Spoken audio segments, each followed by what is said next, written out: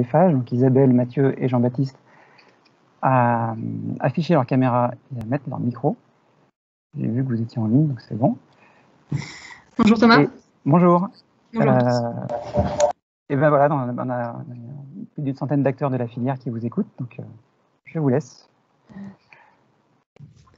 Merci d'être avec nous. Merci de nous donner la parole pendant ces 10 minutes. Isabelle Boyot, donc je suis responsable d'un pôle dédié au bas carbone et à l'économie circulaire au sein de la direction développement durable et d'innovation transverse d'Eiffage. Et du coup, je vais vous parler de la stratégie bas carbone du groupe. Par contre, je ne vois pas les slides qui défilent. Alors, je ne sais pas si j'ai un petit souci technique. Votre slide défile bien, on est sur la première page, il faut que vous nous disiez sur quelle page vous voulez qu'on passe. Si vous ne voyez pas, avec l'ordinateur. C'est pour vous.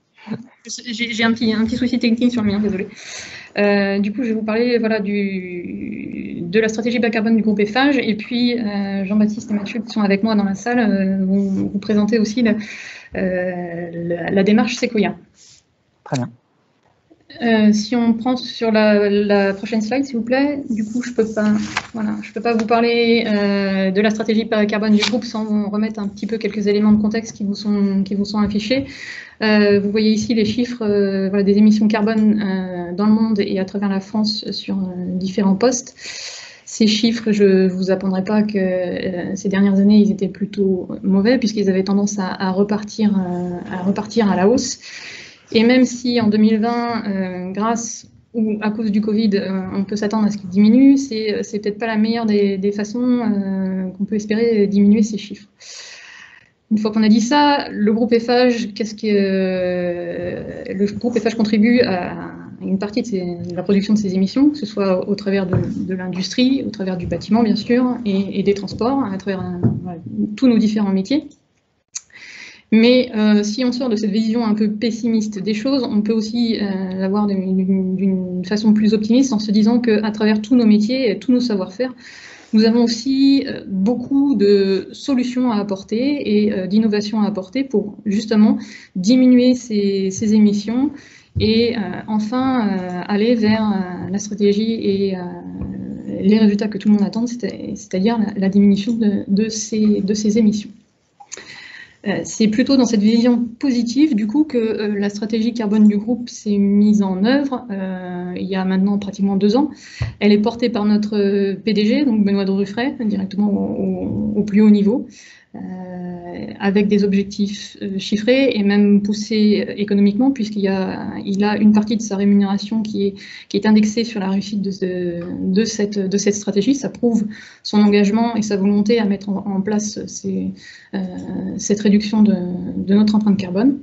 Et cette stratégie, sur quoi elle se base? Sur 2 grands piliers qui sont représentés sur ce graphique. Donc sur la partie gauche, la partie grise dont on parle souvent entre nous, c'est la réduction de notre empreinte carbone interne. Là, je ne vais pas vous apprendre, je pense, grand-chose. La plupart des industriels travaillent, comme nous, depuis une dizaine d'années, à réduire les consommations et l'empreinte carbone directe de notre savoir-faire, enfin de nos fonctions. Ça passe par la réduction de nos consommations de gazole, à la fois dans notre flotte de véhicules, mais aussi sur nos engins de chantier.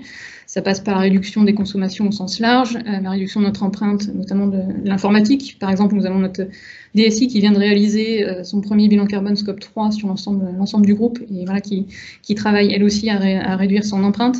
Et puis, travailler sur tous nos éléments de production, sur notre industrie, puisque au travers de la route, notamment, nous avons quelques éléments industriels qui sont fortement émetteurs de CO2 et qui travaillent depuis une dizaine d'années aussi à réduire la consommation, à changer de mode énergétique de manière à réduire ces émissions. Donc sur cette partie grise, on va dire toujours continuer les efforts qui sont menés depuis des années, les augmenter si possible et être exemplaire sur, entre guillemets, là où nous sommes force de décision.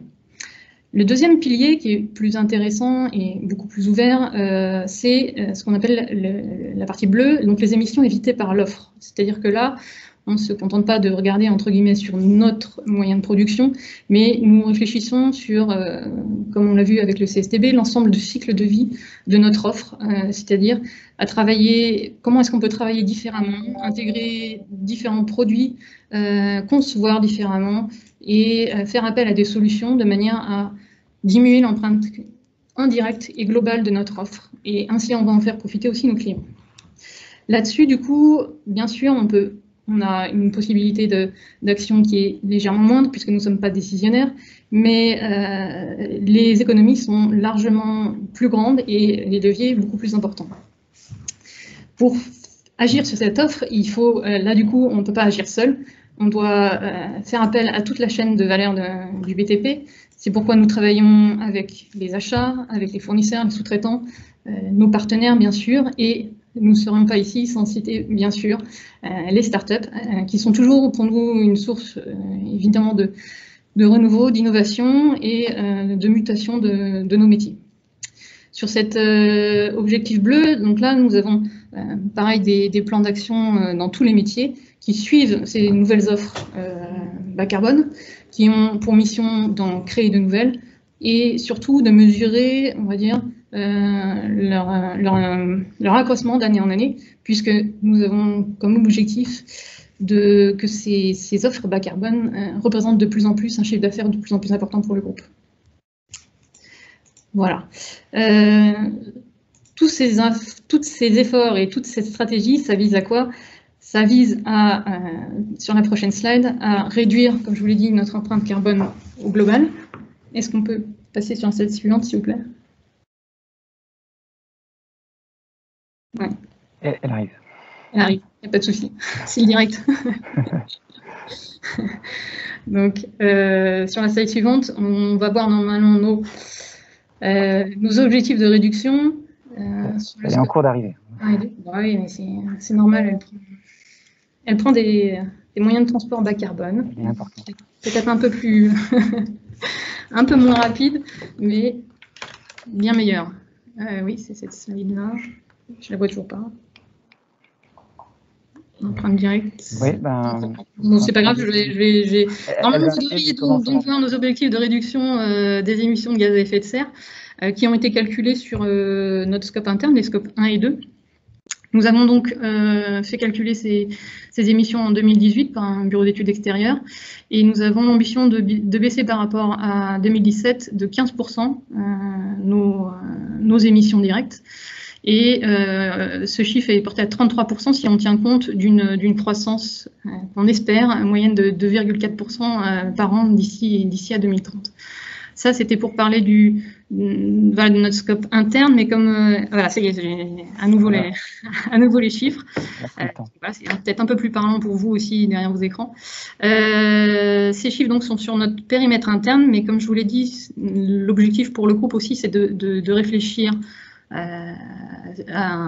au périmètre bien sûr indirect, à travailler sur nos offres. C'est pour ça que nous avons lancé il y a 6 mois le calcul de notre périmètre Scope 3 sur l'ensemble des métiers du groupe. Donc ça va être une grande première, de manière à pouvoir mesurer nos émissions, toutes ces émissions indirectes, et de pouvoir, là encore, les réduire avec un objectif toujours de rester dans un maximum de 2 degrés de réchauffement planétaire. Et bien sûr, comme je l'ai déjà dit, toute cette offre et cette réduction de notre impact indirect ne peut pas se faire sans toute la chaîne de valeur. Et c'est dans ce cadre-là, notamment, qui a été poussé par notre président directeur général, la création de Sequoia, et dont je vais laisser Mathieu et Jean-Baptiste vous dire 2 mots. Merci Isabelle. Bonjour à tous. Petit écho.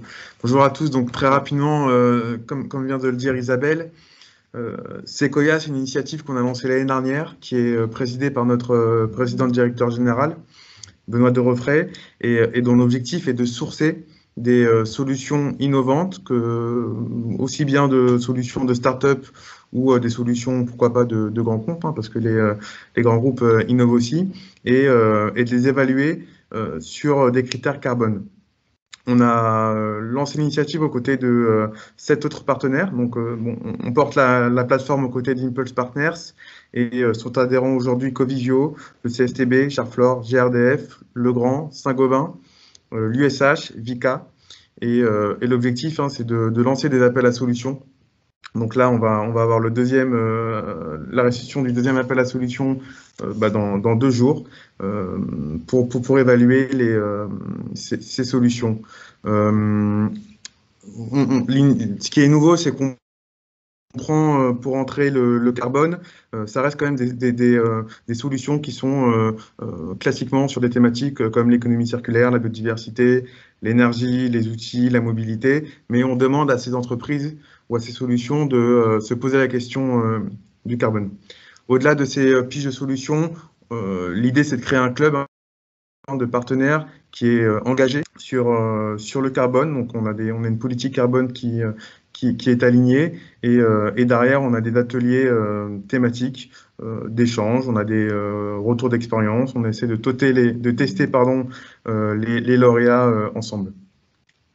Vous pouvez passer la slide. Ouais. Donc effectivement, la plateforme Sequoia a été lancée en juin 2019 et depuis on a fait 2 appels à solutions.